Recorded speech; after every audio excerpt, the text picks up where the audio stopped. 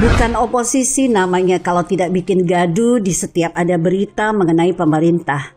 Entah karena bingung, tidak ada yang bisa dikritisi atau apa, hingga sesuatu yang wajar dibuat berlebihan.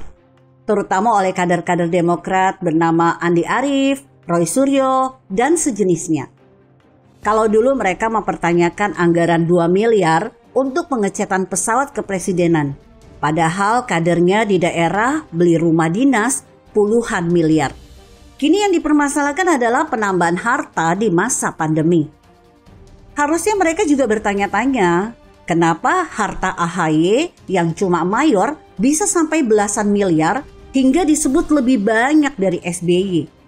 Bahkan SBY sendiri juga sempat melaporkan harta $1 juta dan belasan miliar di akhir pemerintahannya.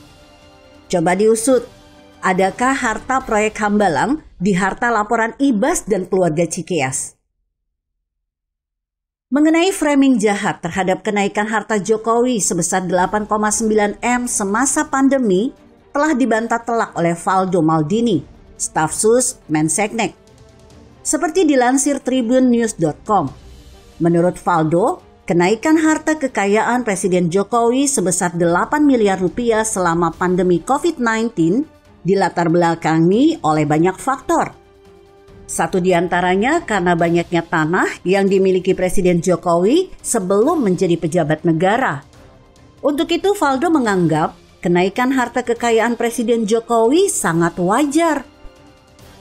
Kalau kita bicara nilai aset Pak Jokowi yang naik sekitar 7 miliar rupiah, dalam 1 tahun kenaikan, kami kira sangat wajar karena faktornya banyak sekali. Ada tanah sebelum beliau jadi wali kota. Pak Jokowi juga punya hall di Solo. Dan itu strategis sekali karena nilainya naik terus. Dan ini mekanisme pasar. Selain itu, Pak Jokowi juga punya utang. Tercatat sekitar 500 juta rupiah.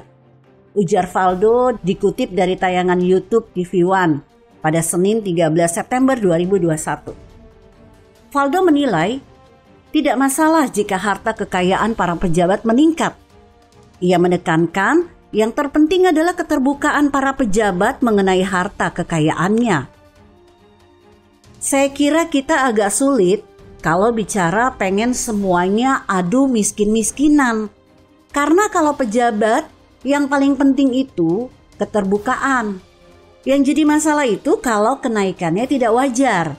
Misalnya sebelum jadi pejabat 10 miliar rupiah.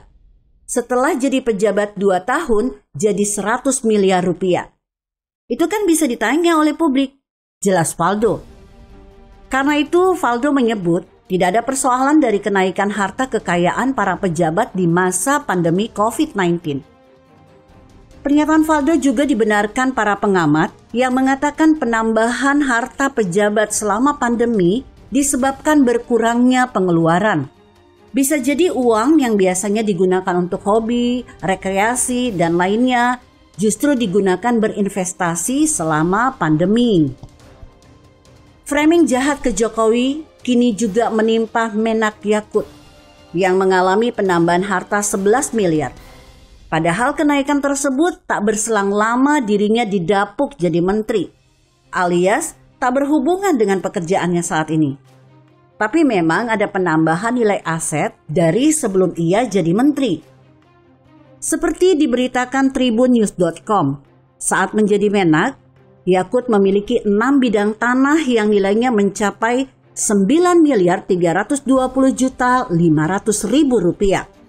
Dia juga memiliki 2 kendaraan senilai 1.270.000.000. Harta bergerak lainnya 220.754.500 rupiah.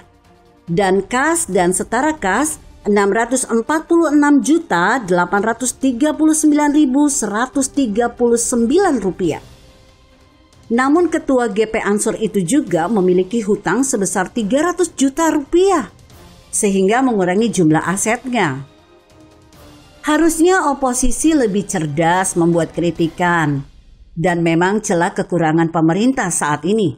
Misalnya integrasi data penduduk yang masih manual dan belum berfungsinya EKTP secara maksimal. termasuk banyaknya kesemrautan data penduduk penerima bansos. Tapi mungkin saja mereka malu mengkritik EKTP karena seperti membuka borok pemerintahan SBY. Apalagi nilai korupsinya triliunan rupiah. Memang begitulah oposisi, ibarat pepatah, gajah di pelupuk mata tak tampak, tapi kuman di seberang lautan tampak. Lihatlah kualitas Roy Suryo yang mengkritik soal harta laporan pemerintah. Sementara dirinya sendiri maling panci dan perabotan. Sama halnya Ibas yang membicarakan soal potensi infrastruktur mangkrak. Padahal dirinya disebut terlibat korupsi Hambalang yang membuat proyek tersebut mangkrak. Dan banyak contoh lain di mana oposisi akan kerap meludahi diri sendiri. Tapi yakinlah, mayoritas rakyat tidak akan termakan provokasi murahan. Menyelamatkan partainya saja tidak bisa, apalagi sok ngurusin negara. Yang ada, Indonesia bisa jadi negara autopilot jilid 2 kalau kekuasaan dipercayakan kepada mereka. Begitulah kura-kura.